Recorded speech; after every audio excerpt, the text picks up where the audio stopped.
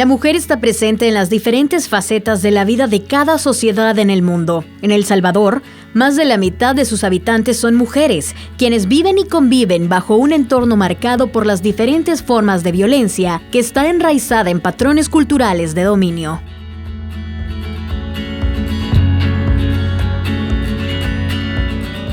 Eso le pasa por vestirse así. ¿Y quién la manda a salir de noche? La mujer está para atender al marido. Eso nadie te lo va a creer. Usada, nadie te va a querer. Él puede hacerlo porque es hombre, usted no. No le digas a nadie, porque eso deshonra a la familia. Hijita, si no le das hijos, se te va a ir el muchacho. Tengo derecho porque soy tu marido.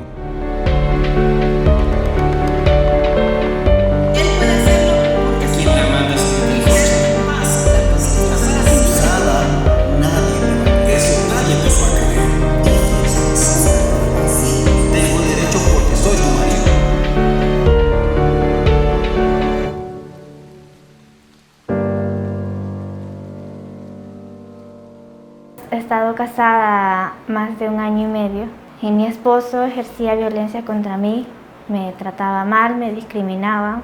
Habían ocasiones de que llegaba del trabajo, pues menospreciaba lo que yo hacía en la casa. Las causas de la violencia sexual son finalmente el efecto de algo que previamente se construye y tiene que ver, uno, con prácticas donde se normaliza la violencia sexual, se asume como un hecho inevitable en la vida de las mujeres y las niñas, se reconstruye la idea de que las mujeres y sus cuerpos son disponibles para otros, hay un embellecimiento de la violencia sexual y hay también unas prácticas donde se tolera o se promueve dicha victimización como parte de la deshumanización de las mujeres.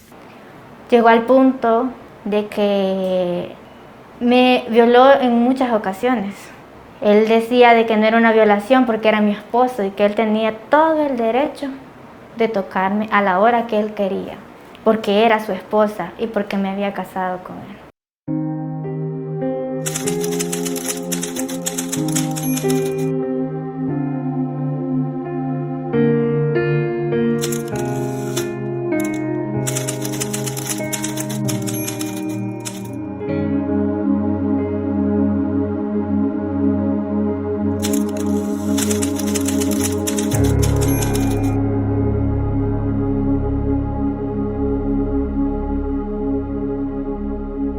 Hubo un punto de que él empezaba a golpear paredes, a quererme intimidar. Hubo una ocasión que me lastimó, fui al hospital. El doctor me preguntó que si eso que llevaba era por un daño que me había hecho mi esposo o había sido accidental. Yo preferí no contestar porque yo dije, no sé qué hacer. La cultura de la violación finalmente son estas estrategias, estas pautas que en la cultura popular, en los medios de comunicación, incluso en la administración de justicia, en las respuestas institucionales, podemos ver que están constantemente promoviendo el hecho de que la violencia sexual sea un hecho inevitable en la vida de las mujeres. Cómo se empieza a normalizar desde lugares a partir de cómo me enseñan a mí qué es mi cuerpo, quién soy yo, ¿verdad? Cómo me empiezan a enseñar lo que está bien, lo que está mal y lo que yo veo en mi contexto familiar. ¿Y qué sucede con las niñas? Cuidadito y tengas un novio, cuidadito y no sé qué, y le viene la menstruación y la niña a veces ni sabe y te pregunta, mire, y yo he sangrado y ¿será que me estoy muriendo? ¿Qué me pasa? ¿Verdad? Son cosas tan básicas que uno dice, ay, si es la menstruación todas sabemos, no. Hay niñas a las que esta información no llega y si llega es la enfermedad, a la suciedad. Al niño si tiene varias novias, ¿cuántas novias tenés? Ah, bien noviero y más hombre y más macho, ¿verdad? Y se aplauden estas conductas sexuales, mientras que en la niña se reprimen, se castigan y nos quitan herramientas como la educación sexual. El gran secreto familiar suele ser la violencia sexual, que ha ocurrido dentro del entorno familiar. Y esa no se dice, esa se calla, se protege porque era el padre, porque era el patriarca, porque era el abuelo. Aunque en el pueblo todo el mundo sepa que esta niña, ¿verdad?, es hija y hermana, dice, de la otra, porque ahí el papá la agarró de mujer, dice. Bueno, es que eso es parte de la ética del silencio, que lo que hace es finalmente proteger a los agresores. Tenía que separarme de él, porque el año y medio de estar junto con él era totalmente un infierno. Me estaba dañando psicológicamente. Yo había bajado muchísimo de peso. Después que pesaba 125 libras, llegué a pesar 109, 108. Iba para abajo. Y teniendo una bebé, y entonces yo decía yo en mi mente, ¿qué hago? Entonces acudí a una institución, a la Procuraduría, a que me ayudaran a solventar lo que estaba sucediendo. Y cuando me acerqué a la institución de la Procuraduría, la persona que me atendió me dijo de que me había equivocado del lugar donde estaba, que yo tenía que ir a la fiscalía o tenía que ir a otra institución a hacer la denuncia, porque no era ahí el lugar. Ya me empecé a sentir yo insegura de lo que estaba haciendo. Nadie me va a creer, quizás, dije yo, y quizás se va a cumplir lo que las amenazas de él. Me sentí vulnerable, totalmente decepcionada.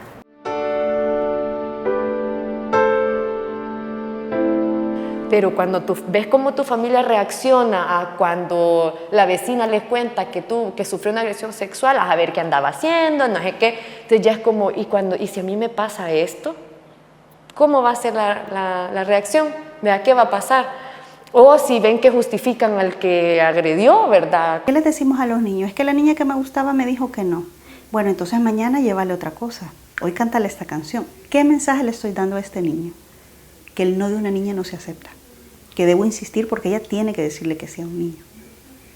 Es parte de esa cultura de la violación. Y en el sistema educativo que no se ha involucrado en esto, lo que acaba ocurriendo es que tolera, apoya la ética sexual del silencio y también, por omisión,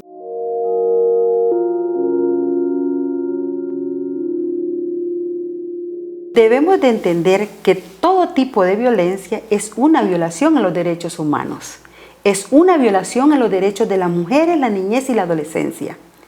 El hecho de un tocamiento, el hecho de un acoso en el bus, en la calle, en su colegio, en la iglesia, en las canchas, el hecho de expresiones, piropos. No, justifican la violencia diciendo, agradecida deberías de estar que te piropeo. Agradecida deberías de estar que yo te doy un halago. Así lo justifican. Bueno, se hizo la experimentación de un algoritmo, el algoritmo sobre misoginia, contenido misógino, porque la misoginia es como un vehículo sobre el cual se muestra la cultura de la violación. Y lo que se hizo fue seleccionar un banco de categorías misóginas y un banco de categorías no misóginas.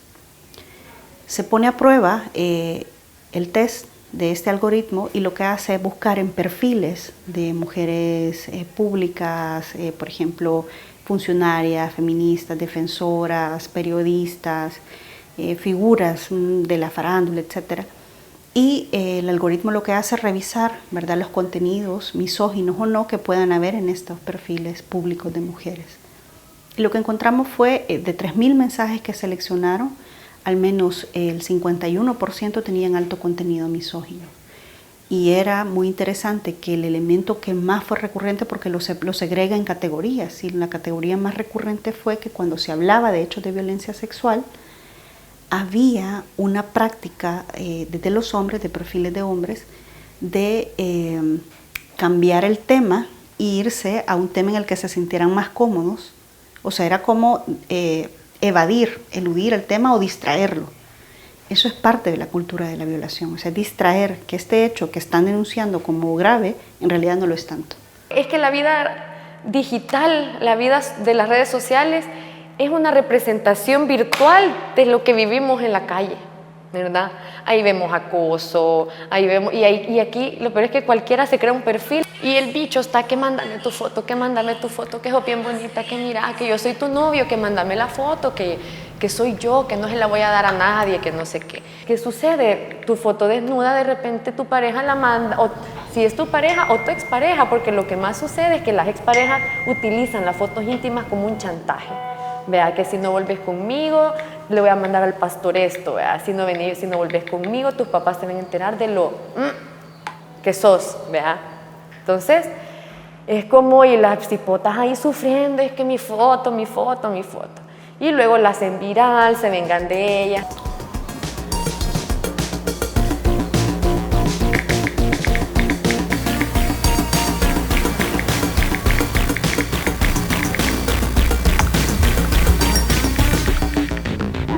Por ejemplo, la Ley Especial Integral para una vida libre de violencia para las mujeres reconoce el delito de difusión ilegal de información. En este delito, por ejemplo, pueden describirse conductas donde una persona, en este caso un hombre sin el consentimiento de una mujer, puede difundir, digamos, algún tipo de información, imágenes de ella. En este caso, que puedan poner en grave peligro su identidad, su confidencialidad, el derecho a la privacidad de sus vidas. Es muy recurrente conocer desde nuestro Centro de Atención Legal y Psicológica hechos de denuncia de mujeres, sobre todo de rangos de edad muy jóvenes, expresando que sus parejas o exparejas han, en este caso, subido a las redes sociales información que no han consentido que pueda subirse, que pueda, en este caso, pues, compartir, transferir y todo esto.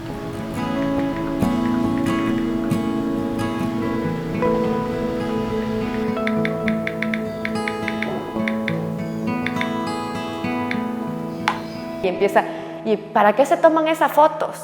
Los comentarios de la gente, ¿verdad? Y vamos a ver los comentarios, y ahí nos damos gusto sacando ejemplos de cómo se justifica la violencia sexual.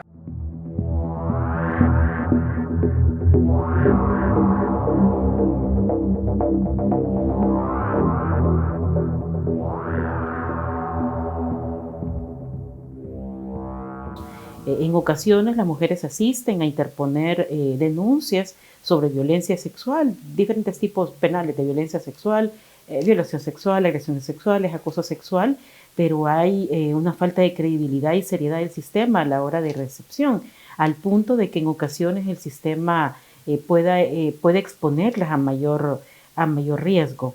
Luego de ahí me fui para otro lugar, otra institución, juzgado. Me dijeron de que lo pensara bien lo que estaba haciendo, porque podía ser que yo fuera a cambiar de opinión, o podía ser de que yo fuera la agresora y no fuera él el agresor. En ese momento yo salí de ahí, de ese lugar, devastada. Yo dije, ¿quién me va a apoyar?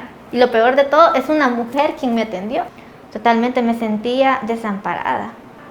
Me citaron de la Procuraduría para arreglar una conciliación.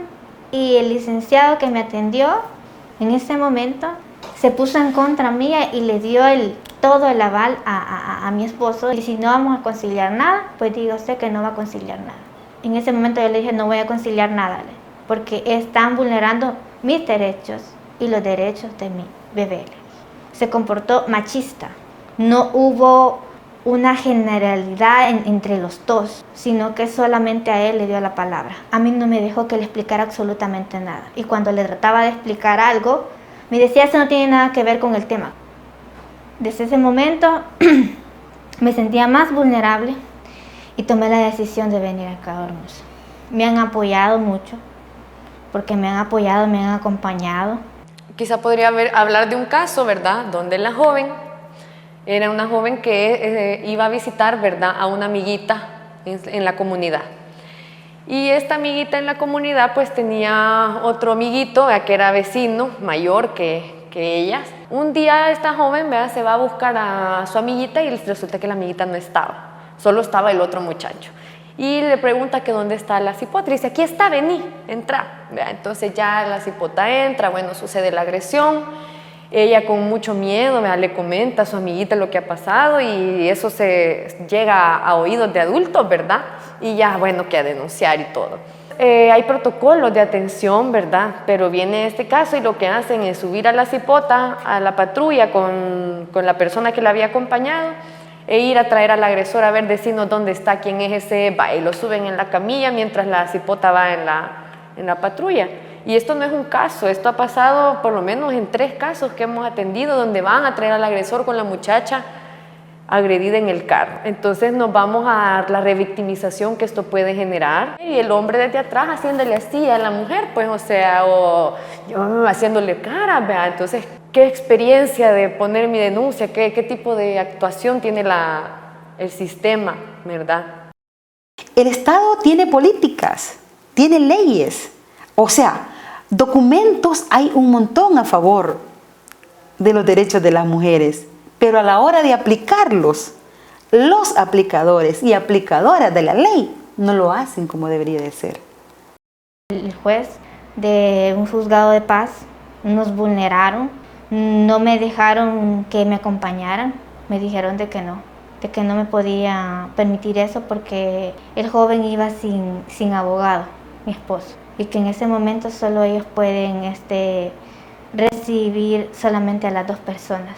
Yo tengo por quién luchar, que es por mi hija, y esa es mi inseguridad, que algún día vayan a tomar represalias mi esposo o su familia contra mí. Él llega a visitarla. Tenemos medidas a que no puede haber ninguna agresión hacia mi persona y estoy al pendiente de vigilar a mi hija, siempre acompañada de alguien más, no sola.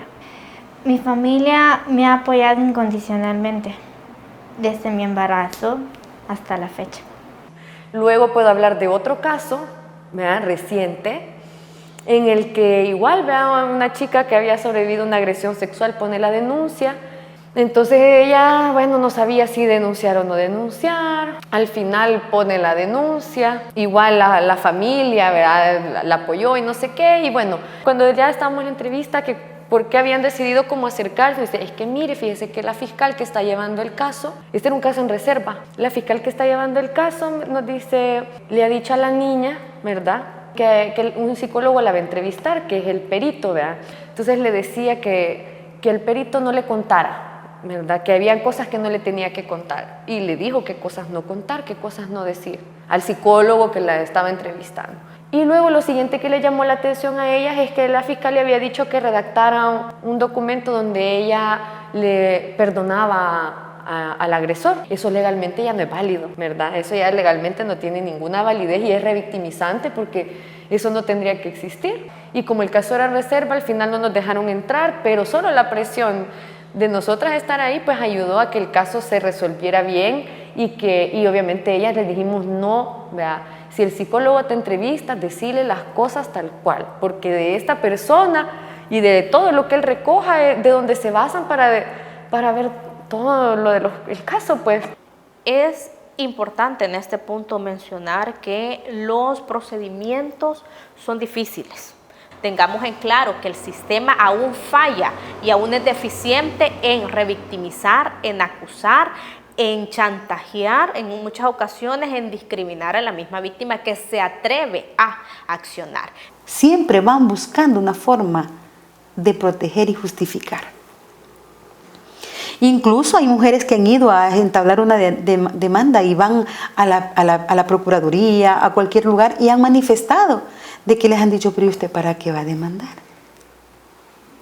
Un ejemplo, la cuota alimenticia. Mire, pero si el hombre le está ofreciendo darle $30 al mes, confórmese con eso. Esa es una ayuda que le está dando. Cuando deberían decirle al revés. No es una ayuda. Es una responsabilidad obligatoria del hombre de cumplir con esa responsabilidad, valga la redundancia, del cuidado y la crianza de los hijos. Considero que en primer lugar hay una exigibilidad como tal del cumplimiento de la normativa tanto nacional e internacional, en este caso que aborda los hechos de violencia contra las mujeres. Es decir, no es pues pedirle al sistema háganos un favor de cumplir las leyes, deben de cumplirlas. Creo que hace falta mucha contraloría en parte de los aplicadores de justicia, tanto al área administrativa como al área judicial, y que estos espacios de control también sean espacios un poco más accesibles a la hora de toma de denuncias de las personas que dicen, no, así como me trató o como me resolvió este juez, este procurador, este abogado, no es la manera correcta. Para mí el Estado debería de fortalecer las leyes, fortalecerse institucionalmente, porque yo lo que veo en realidad es un desbaratamiento de instituciones, desarticulación de instituciones. Debería haber una articulación, ¿verdad?, en este sentido, que haya capacitación, sensibilización y problematización de lo que implica, y que no solo sea un taller de vaya, esto es acoso, fin, les quedó claro, ¿verdad? Sino un proceso de sensibilización, ¿verdad? Que los mismos funcionarios deberían de atravesar antes de llegar a un puesto de poder. Entonces, yo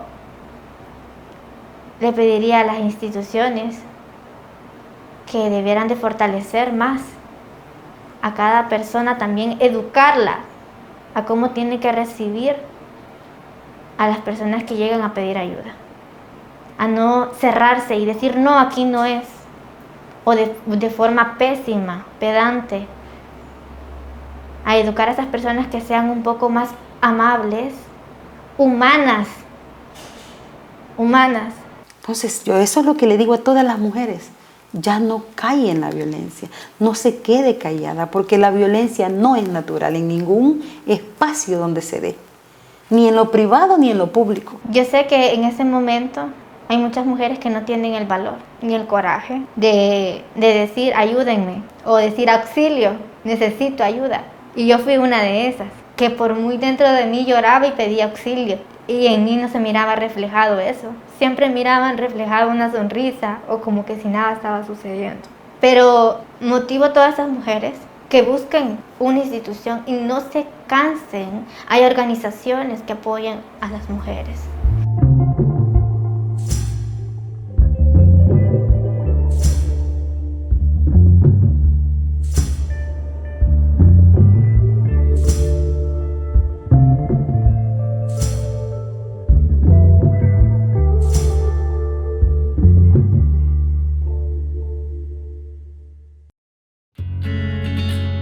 A continuación, el editorial. La historia de El Salvador está marcada por la ausencia de paz y las consecuentes inseguridad y violencia. En el último lustro, la población salvadoreña ha manifestado constantemente que la violencia, la inseguridad y la criminalidad constituyen uno de los principales problemas del país, junto al desempleo, la economía y el alto costo de la vida.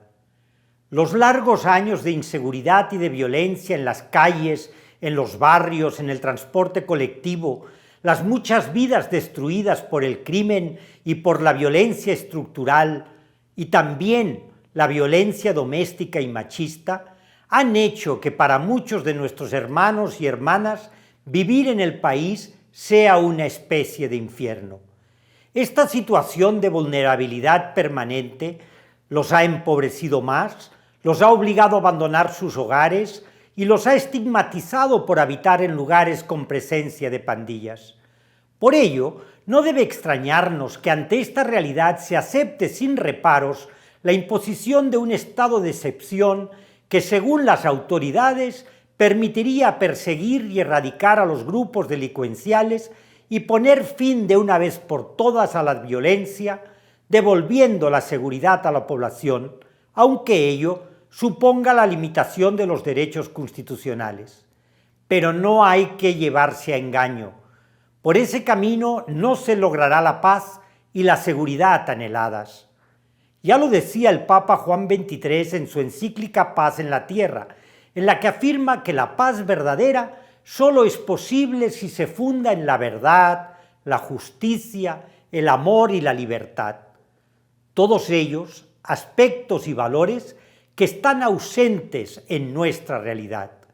Para el Papa, la paz requiere que se dispongan de los medios necesarios para vivir con dignidad, que toda persona debe tener la posibilidad de trabajar y recibir un salario justo. La paz requiere que se tenga como principio el debido respeto a las personas, que no se oculte la verdad, ni se promueva la mentira, ni se niegue el acceso a la información sobre los asuntos públicos. La paz solo es posible si se respetan los derechos humanos, incluyendo el derecho a manifestarse y expresar opiniones libremente. La paz no podrá surgir nunca de un estado de excepción que anula el derecho a la legítima defensa y con un sistema judicial que avala las arbitrariedades y los abusos cometidos por las autoridades. Ello solo puede traer la profundización de la cultura de la violencia en nuestro país.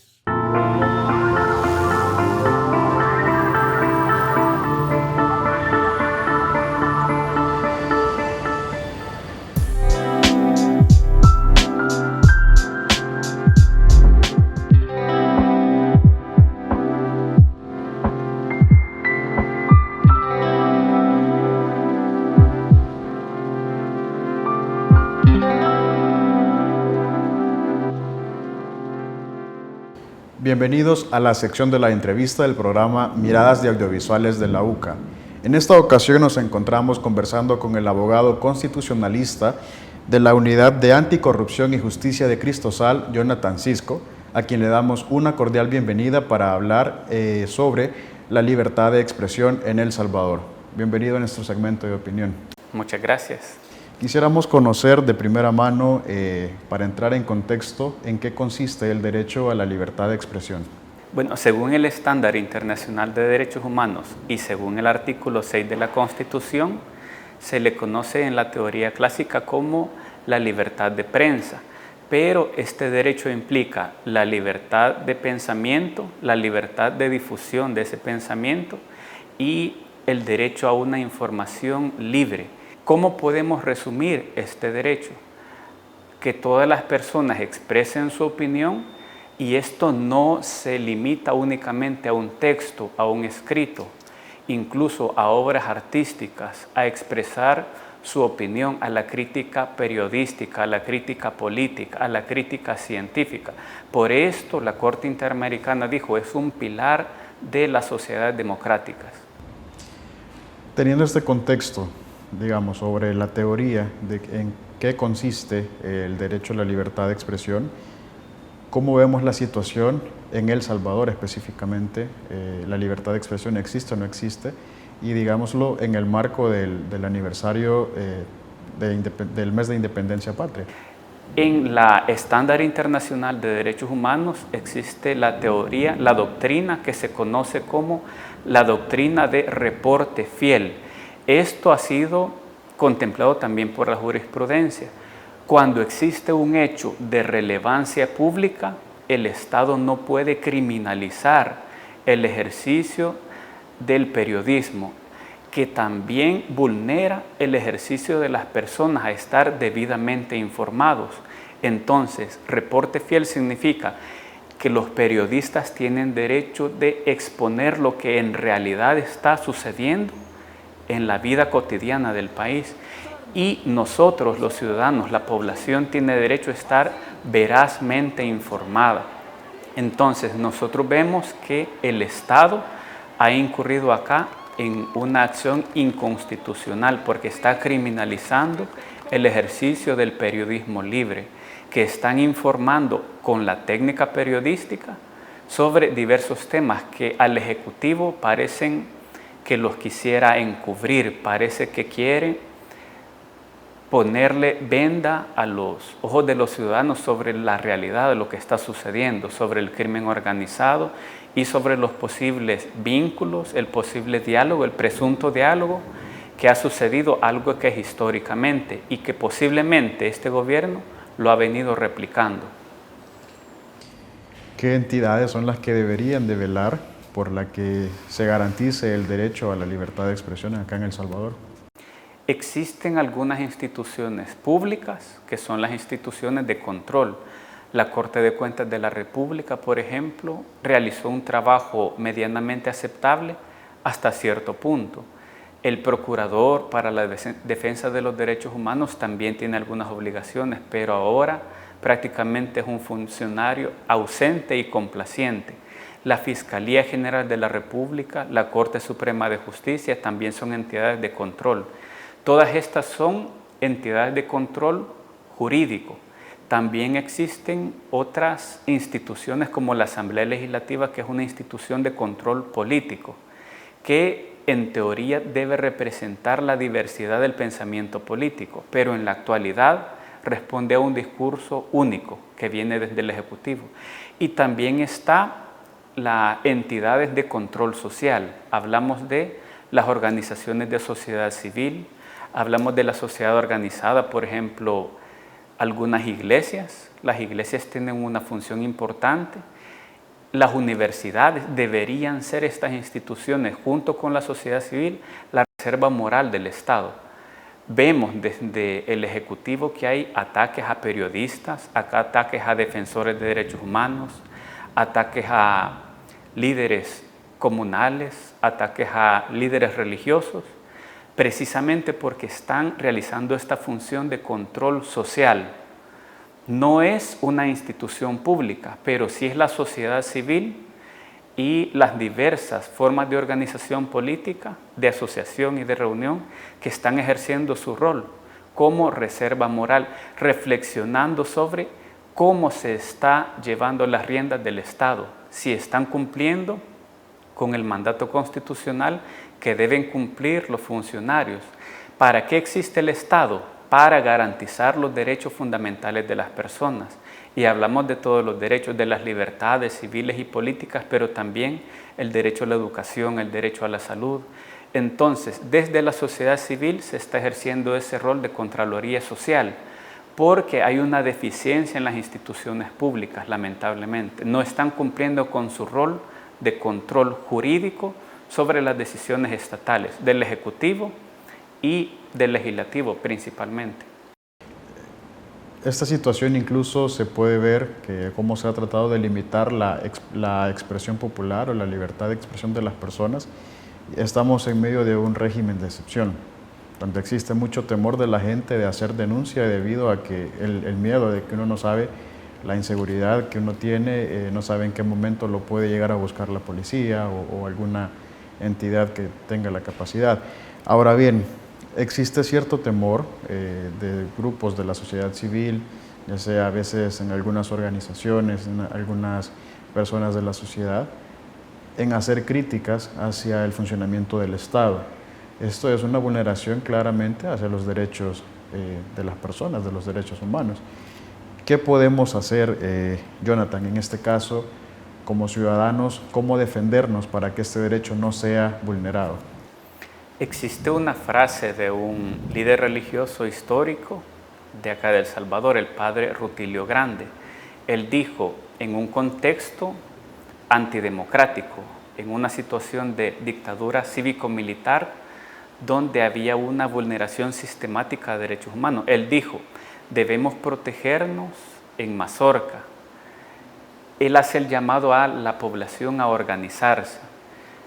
Es mucho más fácil que los ciudadanos se organicen y levanten su voz a que las personas de manera individual estén denunciando injusticias que suceden. Ahora bien, hay que retomar algo que también me parece muy importante.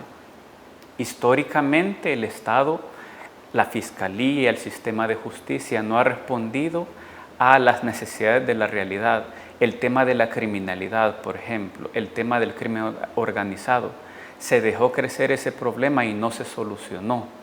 Ahora algunas autoridades estatales están tomando las viejas medidas que ya se han implementado únicamente de manera superlativa, con mucha más fuerza del Estado en contra de ciertos sectores de la sociedad.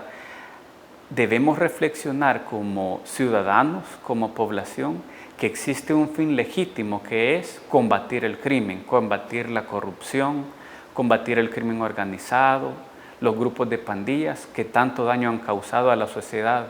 Pero también debemos reflexionar que están pagando justos por pecadores y mucho tiene de responsabilidad aquellas personas que están aprovechando esta coyuntura para denunciar a su vecino, por ejemplo. Aquellos policías que son malos elementos, que están abusando del poder que tienen y detienen a las personas cuando no hay ningún fundamento para ello. Las entidades gubernamentales que tienen como obligación investigar los organismos de inteligencia del Estado que no están fundamentando bien las acusaciones y están permitiendo por omisión o por complacencia con el poder político, están permitiendo que se violen derechos de ciudadanos que son inocentes. Entonces debemos reflexionar eso, que vayan a la cárcel quienes han cometido algún delito, pero las personas que no han cometido un delito, por ejemplo, una persona que pone un tuit de manera crítica a alguna política pública, ellos no están cometiendo un delito. Poner un tuit no es delito criticando al gobierno, exponiendo el uso de recursos públicos presuntamente irregulares, eso no es un delito. Pero ¿cómo vamos a defender los derechos de las personas? Fomentando la organización política, reflexionando sobre las soluciones a los problemas de la realidad y también realizando una función bastante responsable de los derechos y obligaciones que tenemos como ciudadanos. Estamos lamentablemente acomodados a que si un funcionario incumple la ley, a veces hasta lo celebramos. Entonces vivimos en una sociedad en donde para nosotros es algo común pasarnos el semáforo en rojo, incumplir la ley, y hasta se premian a funcionarios que deliberadamente incumplen la ley. Pero esto, a fin de cuentas, tiene consecuencias. Pensemos en el alto costo de la vida, pensemos en la rentabilidad del sistema previsional, de las pensiones. La rentabilidad llegó a niveles negativos. Pensemos en las miles de familias que tienen un familiar inocente que está en la cárcel. Hay cerca de 70 personas que han fallecido en la cárcel y las instituciones públicas no están investigando este tipo de acciones. Hay familiares que están denunciando torturas, desapariciones forzadas temporales y el Estado no está respondiendo ante estas exigencias. El tema de desaparecidos, la falta de transparencia en la información pública, todos estos son incumplimientos a las leyes, incumplimiento de obligaciones estatales. ¿Y qué estamos haciendo nosotros como ciudadanos para quejarnos de estas injusticias, de estas acciones que son ilegales? Debemos reflexionar y rescatar nuestra posición jurídica como ciudadanos, como sujetos de derechos. Eso deberíamos exigir, que las autoridades cumplan la ley y denunciar cuando una autoridad no está cumpliendo la ley. Aquellas personas que no hemos cometido ninguna acción injusta, no tenemos miedo de estar denunciando constantemente cuando hay una ilegalidad. También debemos reconocer que en el pasado algunos funcionarios han actuado en contra de la ley y tienen derecho al debido proceso, pero si han cometido delito, lo correcto es que vayan a la cárcel. Lamentablemente, el órgano judicial, la Fiscalía General de la República, también está actuando de manera parcializada, porque presuntos actos de corrupción de la administración actual no lo están investigando. Entonces nosotros vamos a seguir exigiendo eso precisamente, que se investiguen aquellas conductas que tengan alguna relación, que haya indicios de corrupción. Como sociedad civil es nuestra obligación moral. Dicho esto, ¿es posible hablar de libertad de expresión acá en El Salvador? Existen ataques a la libertad de expresión. De hecho, según las entidades internacionales, hemos retrocedido mucho en el cumplimiento de la ley. La ley de acceso a la información pública, por ejemplo, se ha convertido en letra muerta porque existe una acción deliberada del Ejecutivo en ocultar información pública, porque eso le brinda rédito político. Si no se conocen aquellas acciones que son ilegales, las personas, volvemos a lo que decía la Corte Interamericana, si las personas no están debidamente informadas, no vivimos en una sociedad plenamente libre. Hay ataques a periodistas, hay amenazas a periodistas, hay reformas legales que criminalizan el ejercicio de la libertad de expresión e información. Entonces, no podemos decir que vivimos en un Estado plenamente democrático. De hecho, hay muchos retrocesos en materia democrática. Hay incumplimiento a la Carta Democrática desde el momento en que se destituyen a funcionarios de la Sala de lo Constitucional, por ejemplo. Hemos visto que han presentado más de 1000 demandas de habeas corpus que protegen el derecho a la libertad individual de las personas y la Sala de lo Constitucional no responde. Entonces no podemos decir que vivimos en un país democrático, lamentablemente. Bien, con eso nos quedamos. Agradecemos al abogado Jonathan Cisco de la Unidad de Anticorrupción y Justicia de Cristo Sal. Gracias por haber aceptado la invitación a este segmento de opinión. Un gusto, siempre están bienvenidos a esta que es su casa también. Gracias. A usted, amigo y amiga, lo invitamos a que siga en sintonía de su programa Miradas.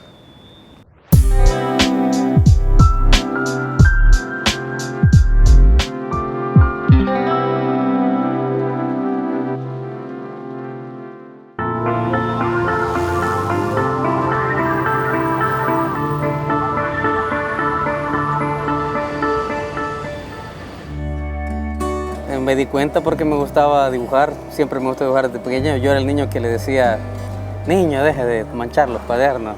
Encontré la licenciatura en artes plásticas y no hallaba cómo vendérselo a mi papá es ingeniero.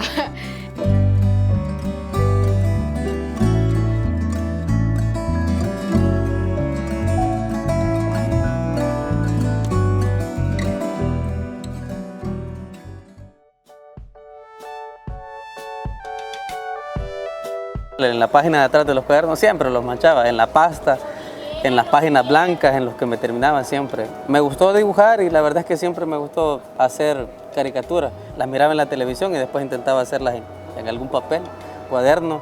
Me gustaba también manchar a la gente del periódico. Trabajaba para la empresa privada en un call center. Entonces ese trabajo como que consume bastante tiempo a uno y a la final pues no es como ahora que hay como distintos horarios. Pero aún así yo sentí que estaba como dejando tirado esto. Entonces en dado momento pues yo dije, bueno, hasta aquí, ya demasiado estrés, se me empezaba hasta a caer el pelo de acá. Entonces dije, no, esto no es para mí. Y busqué dejar eso y dedicarme a lo que hace serio, a lo que me gusta. No tenía ni idea cómo funcionaba esto, no tenía ni la menor idea. Simplemente vine un día, me regañaron, pasé bastante tiempo que me sacaban de aquí porque me decían, mire, usted no tiene un permiso, no tiene una autorización. Entonces, ni modo, o sea, busqué y pregunté y me rebusqué de tal manera que ya no me sacaran. Y pues logramos obtener el permiso ahí con la alcaldía, con el Distrito 1, después de un buen rato. Pues, pasamos quizás cerca de 6 meses tratando y buscando, tocando puertas y haciendo un poquito de presión. Y gracias a Dios lo logramos conseguir.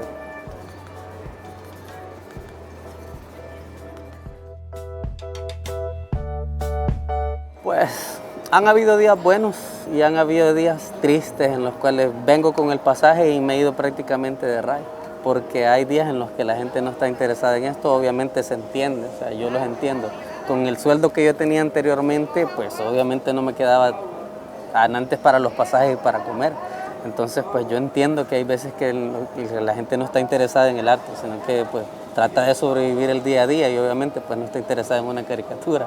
Obviamente hay muchas personas que se nota que pues es una vida difícil económicamente, pero aún así se dan el tiempo y decir, bueno, quiero una caricatura, tratar de vivir el día a día como un tanto diferente. Entonces, estamos en la misma. La verdad, ahorita que está abierto el proceso en la universidad, creo que voy a retomar mis estudios y les voy a empezar desde cero otra vez en la universidad. Ese es mi plan. Lejos de eso me gustaría quedarme enseñando, me gusta. He enseñado tanto a niños como a adultos y me gusta eso, me gustaría dedicarme a dibujar y a pintar, que realmente la caricatura es la que traigo acá porque es como más fácil. Pero me gustan más las artes plásticas, siempre me ha gustado eso, entonces vamos a buscarle por ese lado a ver qué nos trae.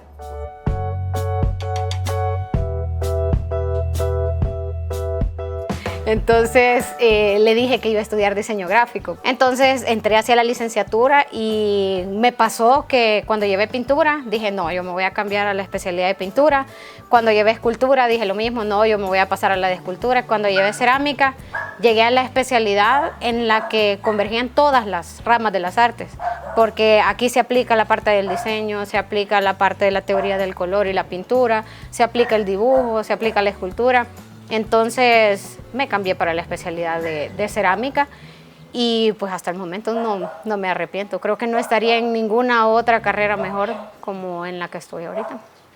ha sido bien difícil porque yo empecé a trabajar en realidad desde que estaba como en tercer año en un montón de programas de prevención de violencia. Yo antes de empezar a dar clases en la Nacional ya tenía como 5 años de estar trabajando con ONGs. Ahí fue donde me di cuenta de otra de mis vocaciones, ¿verdad? Que era la docencia. Para mí en realidad no ha sido tan difícil ubicarme laboralmente, pero lo que sí ha sido bien difícil es encontrar una remuneración para el trabajo que se hace.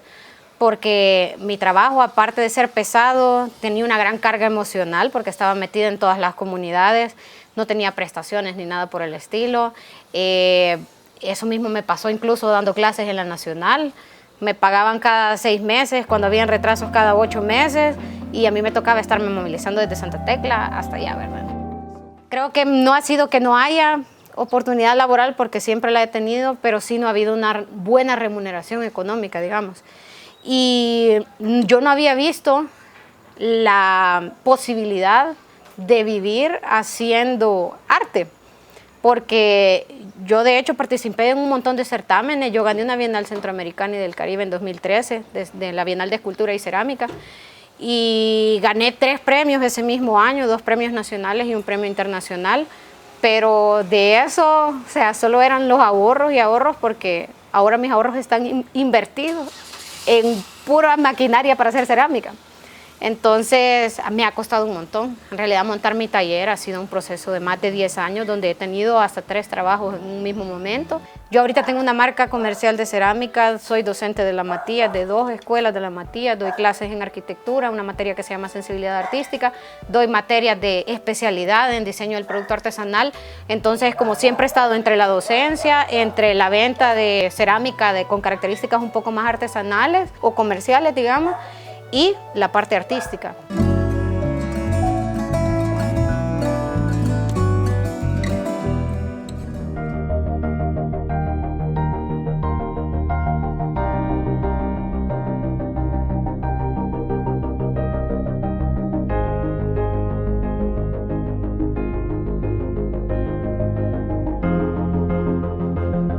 El 19 de octubre de 2020, el gobierno de Nayib Bukele sumó 2 herramientas más a su maquinaria de propaganda: Diario El Salvador y Noticiero El Salvador. Según su propio vocero, es una empresa propiedad del Estado que hablará con la verdad. En este reportaje se analizaron los titulares, fotos, portadas y sumarios de 400 periódicos de Diario El Salvador, desde que se publicó la primera edición en octubre de 2020 hasta el 26 de noviembre de 2021. Se examinó el contenido de 14 meses. Con ello, se elaboró una base de datos con 2.898 contenidos, bajo las categorías de favorable, desfavorable e indefinido. Los resultados fueron contundentes. Diario El Salvador es una herramienta de exaltación de la labor del gobierno y sus aliados.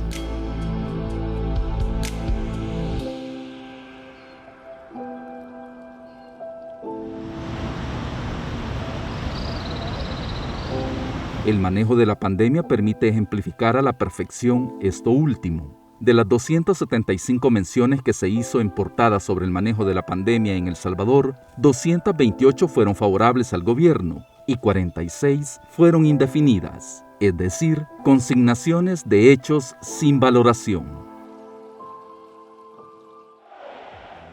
Junto a la pandemia, los temas relacionados a la seguridad pública han tenido espacio en el diario del presidente Bukele. Las 132 menciones que ha tenido en el periodo de estudio, 102 notas han destacado como favorables el trabajo del gobierno, 26 indefinidas y 4 menciones desfavorables. El Plan Control Territorial ha tenido 90 menciones, de ellas el 68.2% en tono favorable.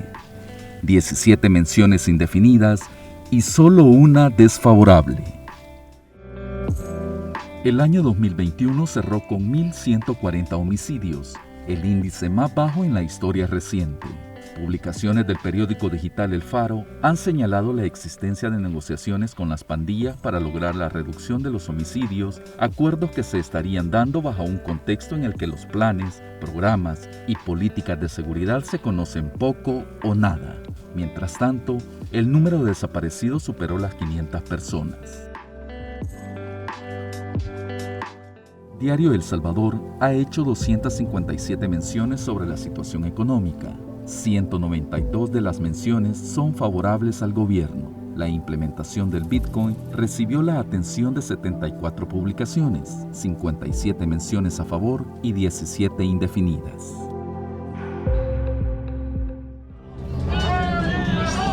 Organizaciones de la sociedad civil, académicos, tanques de pensamiento y la gremial de periodistas han señalado la falta de información, rendición de cuentas y poca transparencia en el uso de fondos públicos en el gobierno.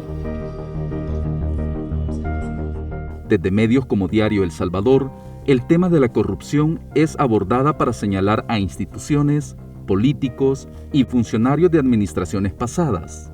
De 211 publicaciones sobre corrupción, 178 son desfavorables y 22 indefinidos.